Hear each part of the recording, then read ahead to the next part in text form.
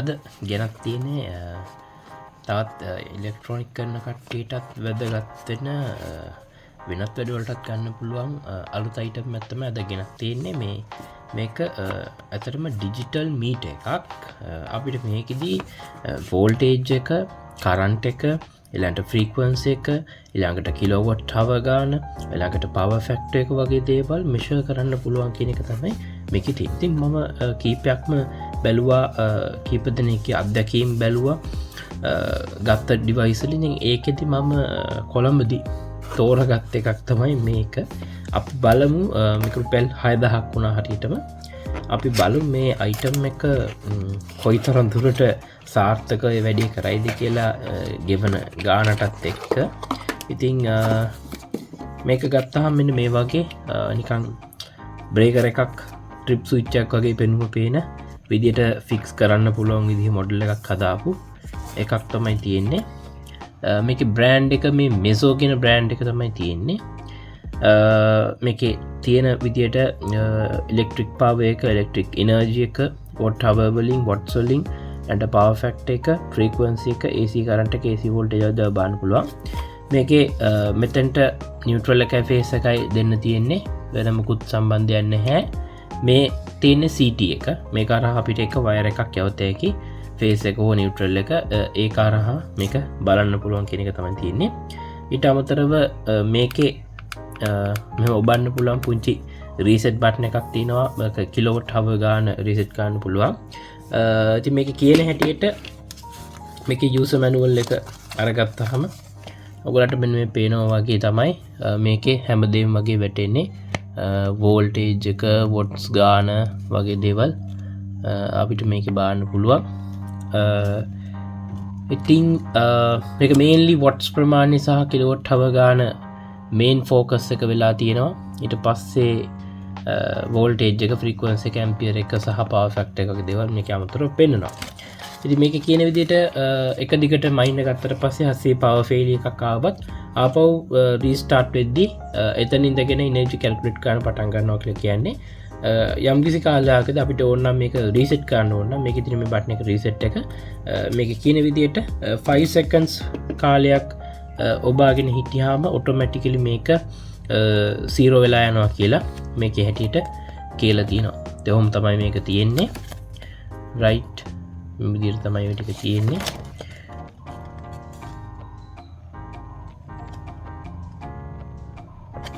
මේ පැත්තේ මොනක්වත් නැහැ.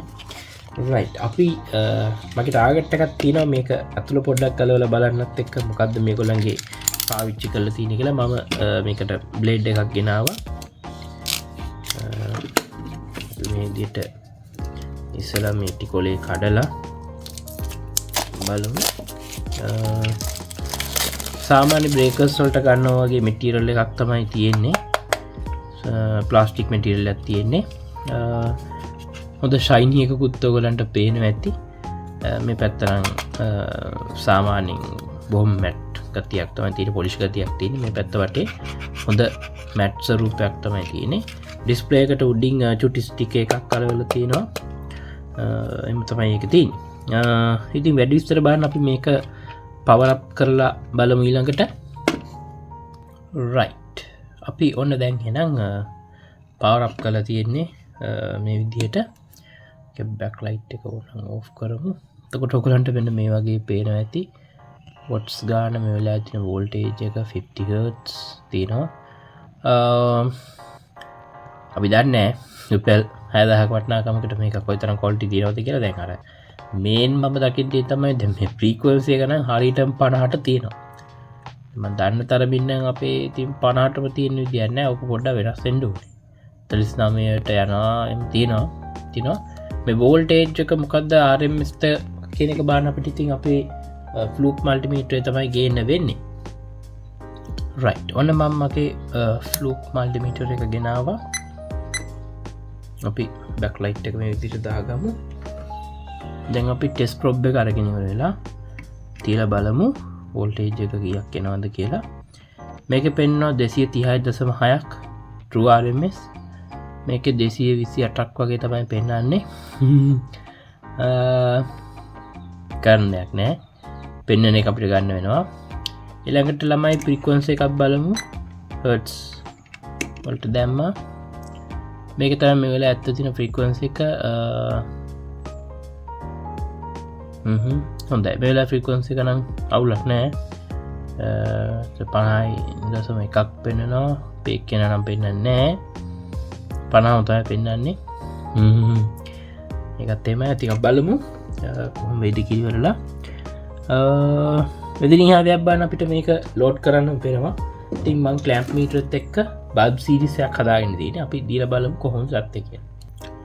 රයිට්. මම දැන් මේ විදියට WhatsApp ෆිලමන්ට් බල්බ් කිහිපයක් දෙකක් සීරීස් කරලා හදාගත්තා ලෝඩ් එකක්.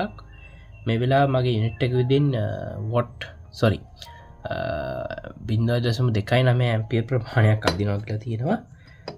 මේ ලයිට් එක චූටි එකක් දාගත්තේ මොකද LED ඉඳන් WhatsApp බල්බ් දෙකක් සීරීස් කරලා තියෙනවා. අපි මේකේ තියෙන විදියට CT එක හරහා මේ විදියට වයර් එක බල්බ් එකේ වගේන් තින් දැන් පේන තේ කරන්ට් එක ඩ්‍රෝ කරනවා කියලා කියනවා. මගේ 10 මාස් මීටර් එක තියෙනවා. රයිට්. බෑක් ලයිට් එක අපි උනන් දාගමු. අපි මේ 10 මාස් මීටර් එකේ මේ විදියට AC වෝල්ටේජස් වලට මම ගත්තා. මම දැන් මේකට ක්ලැම්ප් එක දාලා බලන්න යන්නේ. මේකේ අදින ඇම්පියර් ගාන කීයද කියලා.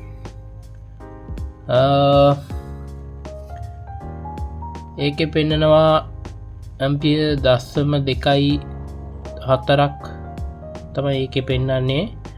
මේකේ එක දිගටම 0.29ක් පෙන්නනවා.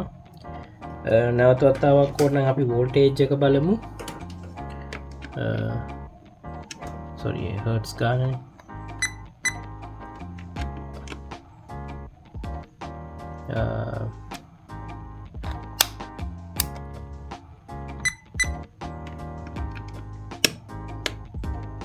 දෙසිය 29.6ක් කියලා පෙන්වනවා. අරකේ 227ක් විතර තියෙනවා. ඔහොම තමයි පෙන්නන්නේ. පවර් ෆැක්ටර් එක නම් එකට තියෙනවා. වොට් 65.9ක් කියලා තියෙනවා. තාම අවශ්‍ය ප්‍රමාණයට නෑ. ඊළඟට අපිට තියෙන මේකට කැල්කුලේටර් එක පාවිච්චි කරලා ඉවරලා අපිට බලන්න පුළුවන් මේකේ වෝල්ටේජ් එකයි මේකේ කරන්ට් එකයි වැඩි කළාම වෙන වොට්ස් ගාන මේකමද කියලා අපිට බලන්න පුළුවන්. රයිට්. කැල් එකට මම මගේ මොබයිල් ස්මාර්ට් වොච් එක යූස් කරනවා මම බැලුවේ. වෝල්ටේජ් එක තාමත් වෝල්ට් 3ක විතර ගැප් එකක් ඇත්තටම තියෙනවා. අපි බලමු කොහොම වෙයිද කියලා. දැන් මේ කරන්ට් එක ඇම්පියර් 0.3ක් වෙනකොට මේක 0.2.4ක තමයි තවමත් තියෙන්නේ. ඔයගලන්ට පේනවා ඇති ඒක. රයිට්. මම මේ විදිහට කැල් එක මේකෙන් ගන්න බැලුවේ. එතකොට තියෙනවා දැන් මේ දැයට අපි ගමු ආසන් එකක් 229.9ක් ගමු. 229ක් ගමුකෝ. නෑ. 230ක් ගමු. යන්නේ ඕකනේ.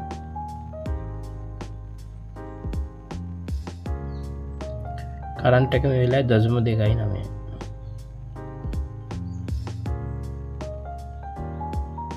අපි සමාන බලමු. වොට් 66.7ක් කියලා පෙන්නනවා. ඒක නම් ඔයගලන්ට පෙන්නේ නැති ටිකක්. ඒකත් උඩට පල්ලෙහාට දුවමින් දුවන්නේ. සමහර විටක දැන් නම් ඒකත් 69ක් විතර පෙන්නනවා. ආයි 66.7ටත් යනවා පේනවා. ඔය විදිහට තමයි ඔක යන්නේ. ඉස්සරහට වඩා බලන්න දැන් මොකද්ද වෙන්නේ කියලා. තව එකක් මට ඔයගලන්ට කරලා බලන්න පුළුවන්. අපිට බල්බ් සීරීස් එකේ කරන්ට් එක ෆ්ලූක් එකෙන් මැල්ල බලන්න පුළුවන්. ෆ්ලූක් එකේ තියෙන කරන්ට් ප්‍රොබ් එක හරහා ඒක වෙනසක් තියෙනවද කියලා අපි ඊළඟට ඒක කරලා බලමු. රයිට්. අපි දැන් පවර් කරලා බලමු.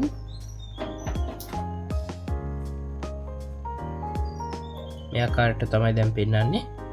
අපි මම දැන් ෆ්ලූක් එකේ දාලා තියෙන අපි අල්ල බලමු. මේලාවේ true RMS කරන්ට් එක මේ වගේ තමයි පෙන්නන්නේ. ආසන්න වශයෙන් නම් යන කරන්ට් රේට් එක සමානයි. මට පේන්නේ ක්ලැම්ප් මීටරේ කැලිබ්‍රේෂන් එකක් කරන්න වෙයිද මන්දා. කලම්ප් මීටරය පොඩ්ඩක් බලමු මොකක් හරි ඉෂුව එකක් තියෙනවද කියලා. බැටරි නම් හැබැයි දාපු දවස් දේවල් තමයි ඉතින් බැටරි ඩෙඩ් එකක් එහෙම තියෙනවද දන්නේ නැහැ.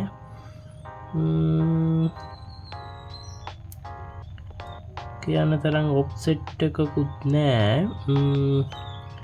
කලම්ප් මීටරේ කරන්ට් රේට් එක පොඩ්ඩක් කැල්කුලේට් කරනවා නැත්නම් මම හිතන්නේ ඒක නම් උත්තර නැත්නම් මේ දෙකේ කරන්ට් රේට් එක නම් තනි කොහොමත්ම ආසන්න සමානයි. ඉතින් කියන්න තරම් ඉෂුව එකක් නෑ කියන මගේ අදහස. ඔෆ්සෙට් එකක් ඇත්තටම ලූප් එකෙත් තියෙනවා නම් අපි ටෝලරේට් කරත හැකි.